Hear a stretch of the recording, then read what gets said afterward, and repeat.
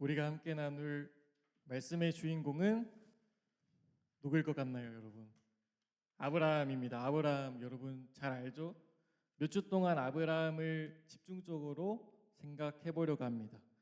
원래 아브라함의 이름은 아브라함이 아니죠. 원래 이름은 오늘 성경에 나온 대로 아브람입니다. 아브람. 나중에 하나님이 아브라함이라는 이름을 주시는데 일단 우리에게 익숙한 아브람이라고 부르겠습니다. 아브라함 하면 우리가 생각나는 유명한 별명이 하나 있죠. 아브라함에게.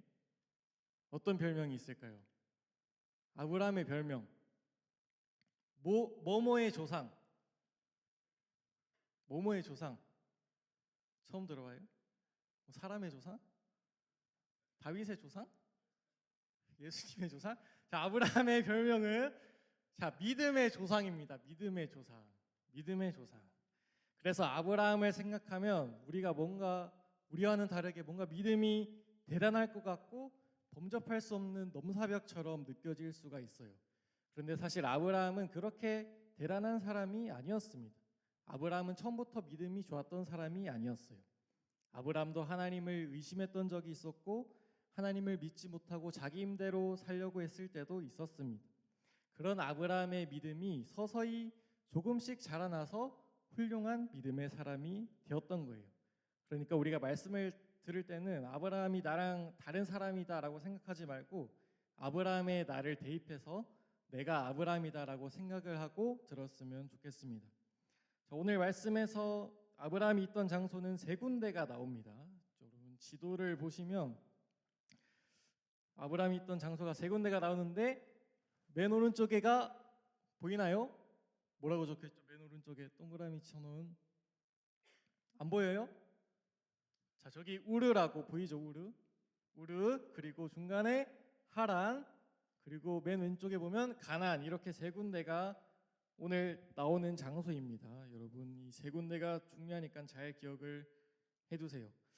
아브라함은 원래 가족들과 함께 우르라는 곳에 살고 있었습니다. 이 우르는 최고의 문명을 누리던 곳이었어요. 지금으로 말하면 서울 정도 되는 그런 도시였습니다. 강과 운하를 끼고 무역이 활발했고 창고와 공방 같은 시설이 있었던 상업 도시였습니다. 그런데 여러분 아브라함의 가족들이 맨 처음에 우르에서 살고 있었는데 우르에서 하나님을 믿고 있었을까요? 안 믿고 있었을까요? 모르겠죠. 자, 아브라함의 가족은 하나님을 안 믿고 있었습니다.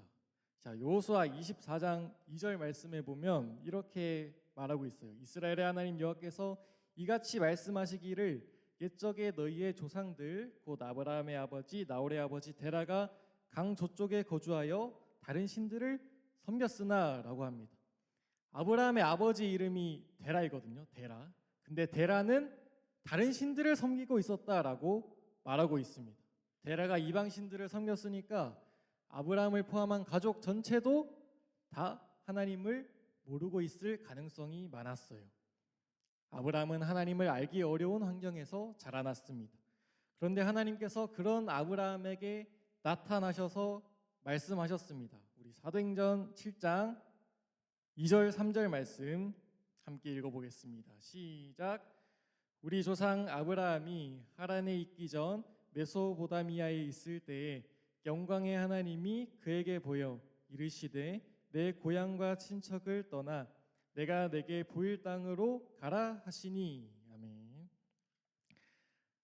하나님께서 우르에 있는 아브라함에게 나타나서 이렇게 말씀하셨습니다. 너의 고향과 친척을 떠나서 내가 너에게 보여줄 땅으로 가라라고 말씀하셨어요.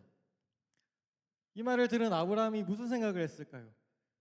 일단 갑자기 하나님이 자기한테 막 나타난 거에 대해서 놀랐을 거예요. 왜냐하면 아브라함은 그동안 하나님이라는 존재를 모르고 살았기 때문이죠. 근데 성경에는 자세하게 나오지 않지만 하나님이 나타나셨을 때 아브라함은 하나님이라는 것을 확실히 깨달을 정도로 놀라운 특별한 경험을 했을 겁니다. 그런데 그 하나님이 갑자기 나타나셔서는 이렇게 말씀하셨어요. 지금 너의 가족이 잘 살고 있는 우르를 떠나라. 내가 보여줄 땅으로 가라 라고 말씀하셨습니다.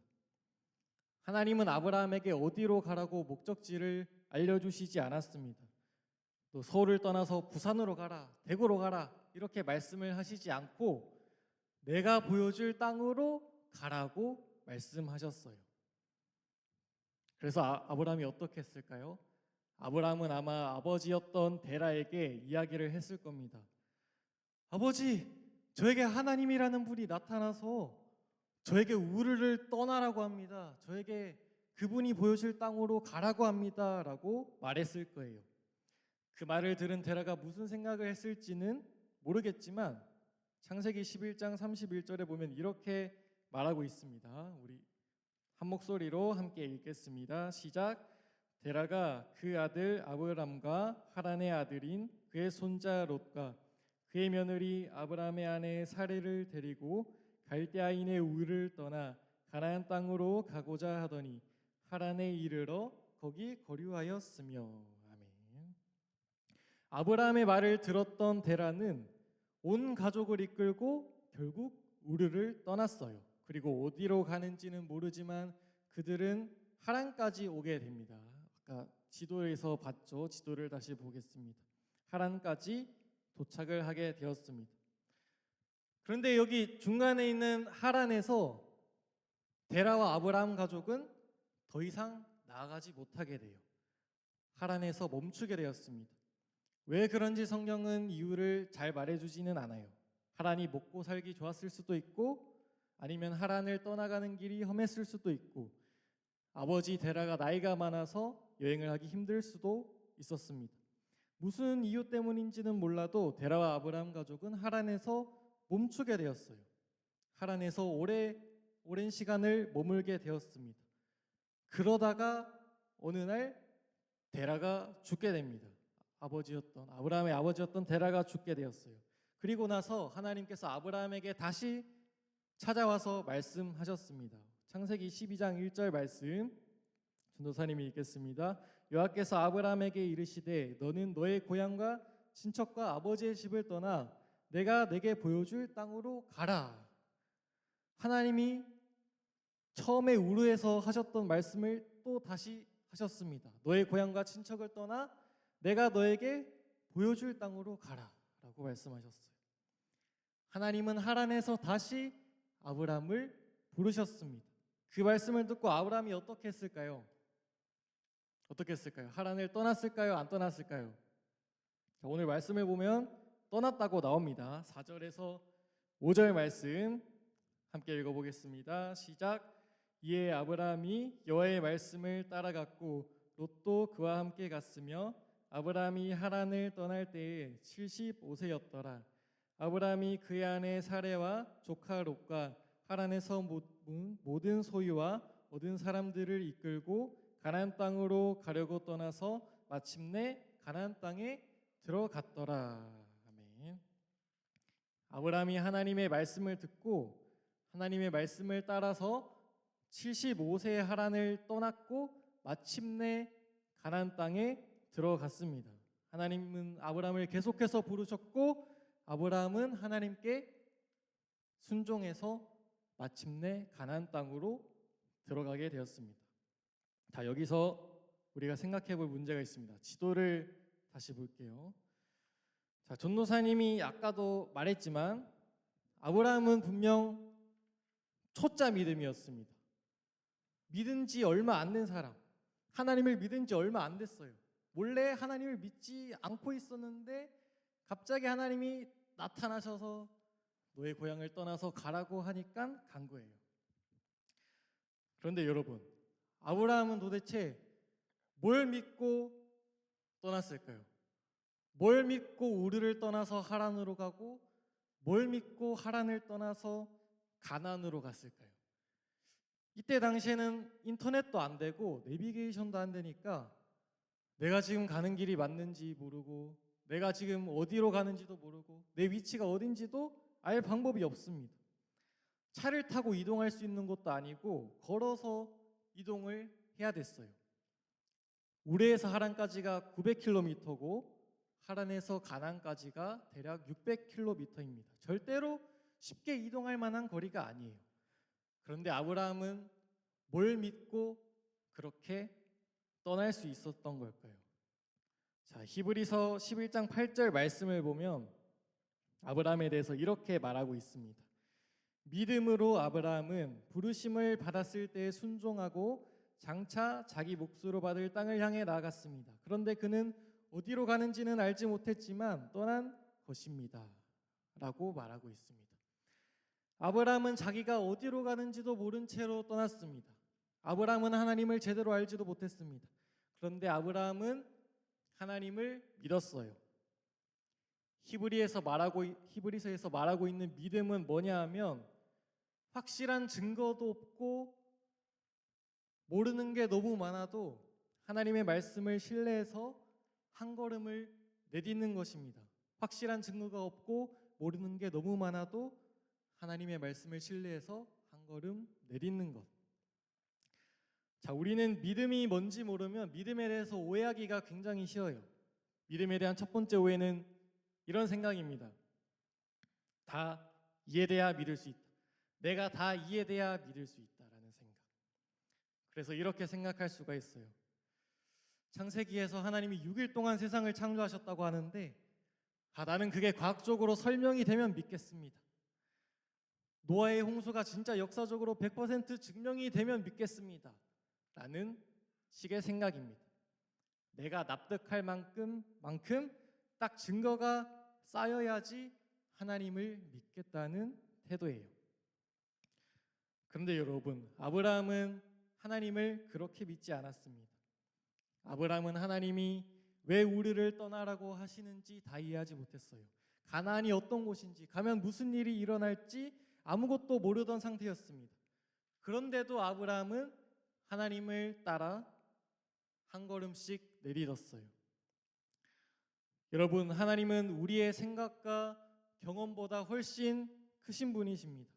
우리가 아무리 하나님에 대해 이해하려고 힘써도 하나님을 다 알 수가 없어요. 전도사님도 요즘에 창세기 큐티를 이제 계속 하고 있는데 전도사님도 창세기 보면 이해가 안 되는 게 많고 말씀 보면 여전히 모르는 게 너무나 많습니다. 그런데 믿음은 우리가 이해가 다 돼야 시작되는 게 아니라 이해가 다 안 되는 순간에도 하나님을 신뢰하면서 걸어가는 겁니다. 물론 우리가 하나님을 더 알려고 노력하는 건 굉장히 중요해요. 하나님을 믿으면서 우리의 이성과 생각을 버리라는 말이 아닙니다. 다만 하나님은 우리의 이성과 생각보다 훨씬 크고 놀라우신 분이라는 뜻이에요. 그걸 깨닫고 이해가 안 돼도 믿는 게 믿음입니다.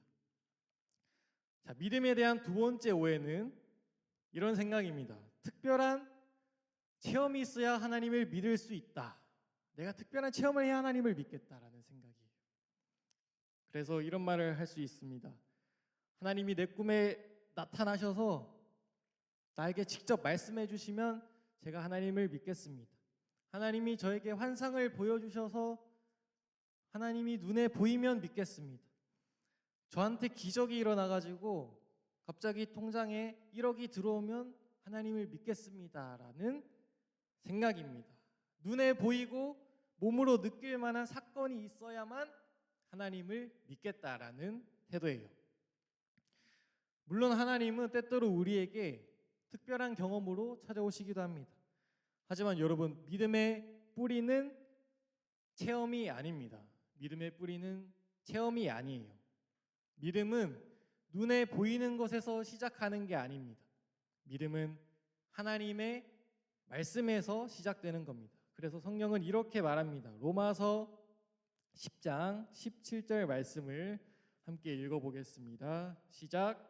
그러므로 믿음은 들음에서 생기고 들음은 그리스도를 전하는 말씀에서 비롯됩니다. 믿음은 들음에서 생기고 들음은 하나님의 말씀에서 비롯된다. 무슨 뜻일까요? 믿음은 내가 뭔가를 봐서 생기는 게 아니라 하나님의 말씀을 들으면서 생긴다는 거예요. 우리는 완벽히 이해돼서 하나님을 믿는 것도 아니고 특별한 체험 때문에 하나님을 믿는 것도 아닙니다. 우리는 하나님의 말씀을 들음으로 믿음이 생기고 하나님의 말씀을 들음으로 믿음이 조금씩 자라는 거예요. 그런데 여러분, 믿음은 우리가 게임을 하는 것처럼 퀘스트를 딱 한 번 깬다 해가지고 갑자기 막 레벨업 하는 것처럼 급상승하지 않습니다. 여러분, 수련회를 한 번 갔다 온다고 해서 수련회 갔다 오고 나서 여러분의 믿음이 갑자기 팍 올라가가지고 막 여러분 물론 변화되기도 하지만 그렇게 갑자기 여러분의 믿음이 말렙이 되진 않습니다. 믿음은 천천히 자라고 때로는 흔들리기도 하고 때로는 의심이 끼어들기도 합니다. 여러분, 도종환 시인의 흔들리며 피는 꽃이라는 시 아나요? 자, 흔들리며 피는 꽃이라는 전도사님이 좋아하는 시인데 이 시에서 이렇게 말을 합니다. 흔들리지 않고 피는 꽃이 어디 있으랴. 이 세상 그 어떤 아름다운 꽃들도 다 흔들리면서 피었나니 흔들리면서 줄기를 곧게 세웠나니 흔들리지 않고 가는 사랑이 어디 있으랴 라고 하고 있습니다. 꽃이 자라는데 흔들리지 않고 자라는 꽃은 없다는 거예요. 꽃은 흔들리면서 자란다.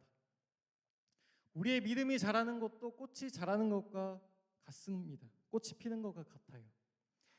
흔들리지 않고 피는 꽃이 없는 것처럼 흔들리지 않고 피는 믿음도 없습니다. 우리가 하나님을 믿으면서 아무런 흔들림이 없다. 나는 의심이 되지 않는다. 하나님이 의심이 안 돼. 그러면은 그게 오히려 이상한 거일 수도 있어요. 우리의 믿음은 흔들리면서 자라갑니다. 믿음의 조상이라고 불렸던 아브라함도 처음 시작부터 흔들렸어요. 아브라함은 하나님께서 가라고 하신 가나안까지 가지 못하고 하란에서 멈춰섰습니다. 우리도 아브라함처럼 이 하란에 머물 때가 있어요. 스스로 하나님을 믿고 있는 것 같은데 믿음은 더 자라지 않는 것 같은 순간이 있습니다. 뭔가 하나님에 대해서 잘 이해되지 않고 내 믿음이 멈춘 것 같은 순간이 찾아와요. 하나님의 말씀을 따라 살려고 노력하는데 더 나아갈 용기가 없을 때도 있습니다. 하나님을 믿는 내 삶에 회의감이 올 때도 있습니다. 하나님은 나를 가나안으로 오라고 부르고 계시는 것 같은데 나는 지금 상태, 하란에 있는 것에 만족할 때가 있습니다. 하나님께서 이런 믿음밖에 안 되는 나를 통해 무슨 일을 하실까 걱정이 되고 근심이 될 때도 있습니다. 그런데 여러분, 하나님은 우리의 믿음을 보시고 우리를 부르신 게 아닙니다. 우리가 하나님을 잘 믿고 있어서 하나님이 우리를 부르신 게 아니에요. 하나님은 우리가 하나님을 잘 몰랐을 때, 우리가 죄인이 되었을 때, 우리가 하나님과 원수 되었을 때 가장 연약할 때 우리를 부르셨습니다. 그 하나님께서 우리의 손을 잡고 가나안으로 이끌고 계세요. 우리가 하란에 머물고 싶어 하면서 지금 내 상태에 만족하면서 살고 싶어 할 때도 내가 하나님을 의심하며 방황할 때도 하나님은 우리의 손을 놓치지 않고 가나안으로 이끌고 계십니다. 하나님은 우리가 순종의 땅 가나안에 들어갈 때까지, 순종의 자리에 들어갈 때까지 연약한 우리를 버리지 않으시고 우리의 손을 잡고 한 걸음씩 한 걸음씩 함께 동행하시는 분이세요. 우리가 그 하나님 앞에서 해야 될 것은 우리의 믿음 없는 모습 그대로 나아가는 것입니다. 하나님, 저는 지금 하란에 멈춰선 것 같습니다. 저도 지금 의심의 땅에 멈춰 있는 것 같습니다. 하나님에 대해서 잘 이해되지 않습니다. 하나님을 믿기가 어렵습니다. 라고 여러분이 솔직하게 고백해도 좋습니다.